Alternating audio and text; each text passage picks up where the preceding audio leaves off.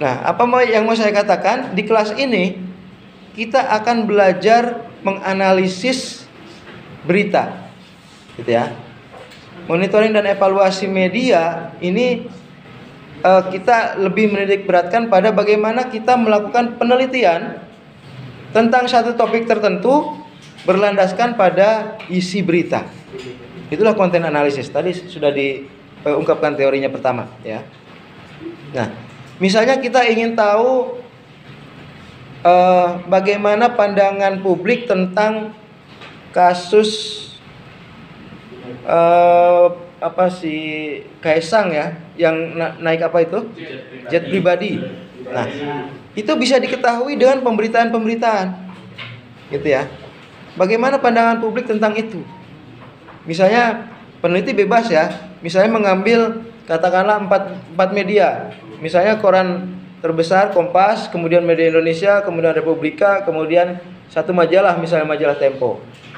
Nah, ambil range waktunya, ya. Range waktunya adalah dari mulai terkuak pemakaian jet pribadi itu sampai terakhir, katakanlah misalnya akhir September. Nah, ada beberapa berita di sekian media itu, kemudian tone-nya seperti apa? Ya, tone itu nadanya seperti apa? Positif atau negatif? Gitu ya. Apakah lebih banyak yang negatifnya? Nanti hasil penelitiannya misalnya ternyata publik lebih banyak yang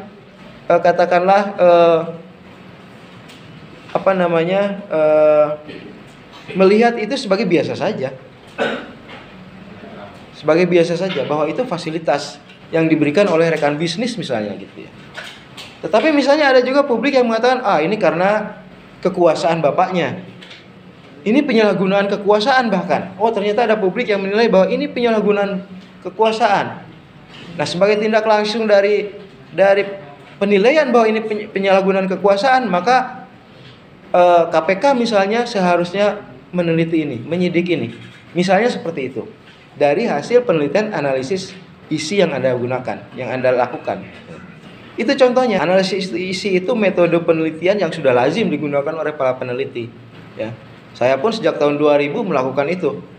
Bagaimana misalnya dulu itu kan manual ya. Dulu itu clipping koran loh.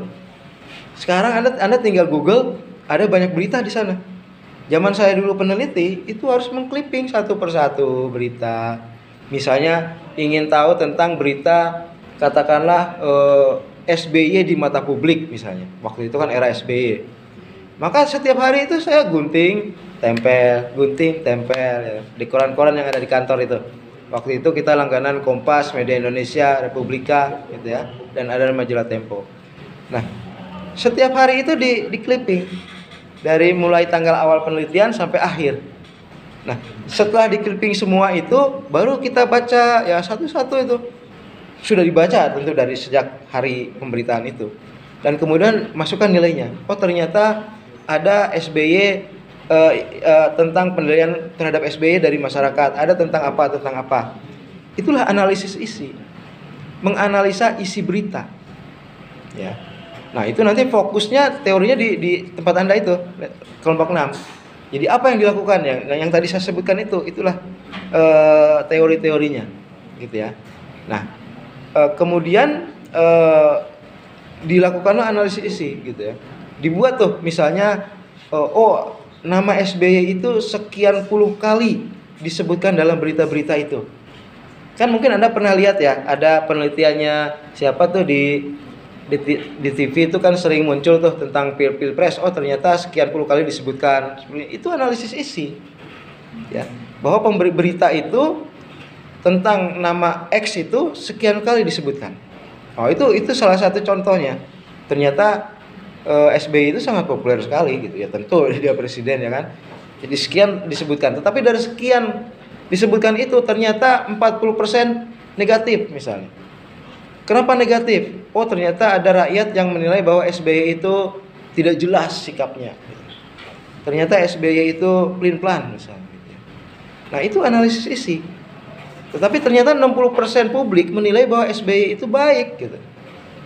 Dia serius dalam bekerja misalnya, kemudian banyak membuat kebijakan-kebijakan yang baik bagi rakyat misalnya, seperti itu. Nah, itulah analisis isi. Ya. Teorinya nanti pusatnya di kelompok 6, kemudian 7, 8 itu contoh-contoh. Ya, ini seperti yang saya temukan ini, contoh penelitian seseorang di Tribun Manado. Inilah analisis isi. Dia melihat Tribun Manado itu memberitakan Ahok seperti apa sih? Gitu ya. Oh, ternyata di Manado, khususnya di Tribun Manado, Ahok itu tidak terlalu kontroversi kok. Gitu. Apa yang dilakukan oleh Ahok itu bisa dipahami ternyata di Manado itu. Ya. Beda dengan di Jawa, waktu itu kan sangat kontroversial sekali, ribut sekali di Jawa itu. Bahkan Ahok dinilai menista agama dan lain sebagainya. Ternyata untuk masyarakat Manado tidak gitu. Itu biasa aja. Ini contoh penelitiannya ya. Nah, jadi si peneliti itu ingin mengetahui pandangan publik tentang sesuatu itu seperti apa. Nah, kita buat. Jadi kita tidak mengarang-arang nih. Ini ada nih beritanya gitu. Semakin banyak koran yang kita pakai, semakin baik. Karena kan setiap koran kan tentu ada apa ya, latar belakangnya ya. Kompas kita tahu latar belakangnya Katolik, ya kan? Republika misalnya latar belakangnya Islam. Media Indonesia latar belakangnya nasionalis misalnya gitu ya. Nah, semua latar belakang itu harus masuk, gitu ya. Kita tidak bisa misalnya kurang bagus juga misalnya membuat penelitian analisis isi tentang Ahok itu, ucapannya yang menyinggung umat Islam itu hanya di Manado gitu. Nah, ini kekurangan penelitian itu karena dia lakukan hanya di Manado. Kita tahu mayoritas Manado itu non-Muslim kan. Tentu saja dia sangat tidak menjadi masalah gitu.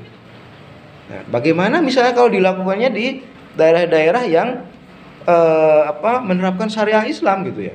Itu akan beda sekali. Seharusnya penelitiannya itu mencakup seluruh latar belakang itu. Nah, itu jadi setelah kelompok 6, nanti kelompok 7, 8 itu carilah contoh seperti ini. Oh, ada yang melakukan penelitian dengan basis analisis isi. Ini loh contoh-contohnya. 6, 7. Nah, setelah 7 mau mengungkapkan itu silakan, mau membuat penelitian sendiri silakan. Ya, waktunya kan masih panjang nih. Oh, saya ingin meneliti tentang misalnya tentang apa ya? PKS misalnya. PKS yang ternyata akhirnya loncat juga nih ke oligarki, ya kan? Kita sudah mengatakan bahwa itu oligarki misalnya gitu ya. Ini misal, ya kan? Ini misal. Nah, benar tidak sih pandangan kita bahwa PKS akhirnya menyerah juga gitu? Akhirnya ikut juga karena ingin kekuasaan gitu. Benar tidak sih? Nah, kita buatlah penelitian. Kita buat penelitian tentang PKS dan kekuasaan, gitu ya. Ambil beberapa surat kabar dan majalah. Nah, didapatlah suatu data-data. Dan Anda itu sekarang lebih dimudahkan ya. Kalau saya dulu belum ada internet, penelitiannya setiap hari kumpulin dulu. Atau waktu itu untungnya ada CSIS. CSIS itu punya ruangan clipping yang besar sekali. Dia mengclipping seluruh berita. Rajin-rajin sekali peneliti CSIS itu. Ada peneliti yang memang ditugaskan untuk mengclipping itu tiap hari ya. Potong, tempel, potong berita, tempel, digabung-gabung dalam berita yang sama gitu. Itu sangat memudahkan para peneliti zaman saya dulu. Karena ya tinggal ke CSIS saja, cari aja beritanya, udah ada semua. Gitu. Zaman sekarang Anda tidak perlu ke CSIS. Anda cukup di laptop, di Google, berita tentang Ahok di media di Indonesia. Keluar semua kan? Serang gitu.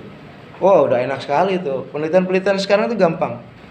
Jadi dimungkinkan juga Anda kelompok 8 sampai 15 itu melakukan penelitian kecil sendiri. Dengan Google aja gitu. Ya. Penelitian tentang apa? Nah, kemudian isinya itu Anda analisa, itulah analisis isi. Analisis isi itu adalah penelitian yang menganalisa isi berita. Oh, ternyata kalau penelitian tentang PKS antara awal Agustus sampai akhir Agustus, ternyata ada sekian ratus kata PKS dalam 5 media misalnya. Kemudian dari sekian ratus itu berapa yang positif, berapa yang negatif. Cukup itu saja. Itu penelitian gitu. Kuncinya adalah dalam pemilihan medianya. Ya. Kalau kita bertanya, tadi kan kita bertanya nih, bisa dipercaya nggak hasil penelitian analisis isi? Valid nggak hasil penelitian analisis isi yang berlandaskan pada berita-berita di media? Jawabannya adalah tergantung. Kita mengambil berita apa?